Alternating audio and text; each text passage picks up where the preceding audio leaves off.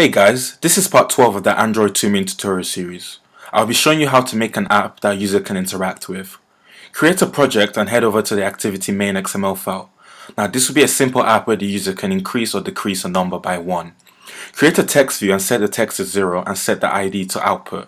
Now create two buttons, set the text and the ID of the first button to increase, and finally set the text and ID of the second button to decrease. Now we are ready to create our application. Head over to the main activity Java file and delete the default code. First, we need to create a member variable which will hold our text views and buttons. Now store the increase button in its variable, the decrease button in its variable, and finally store the text view in its variable. Now, how do we know when the increase or decrease button has been clicked? The answer is methods. You can create a method that when either of these buttons are clicked, the methods will be called. Let's create a method for the increase button. It is public because the method will be called by another class that has detected the button click.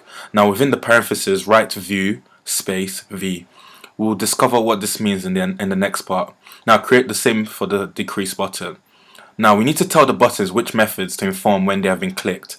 Head over to the XML file and set the OnClick attributes for each button to the correct method.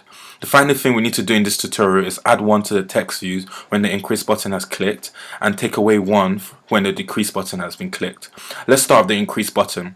Create a variable that will store the current number in the text view. .getText is used to get the text in a text that the text view holds.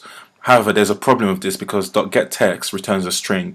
We need to convert the string to an int, and we can do that using integer.parseInt.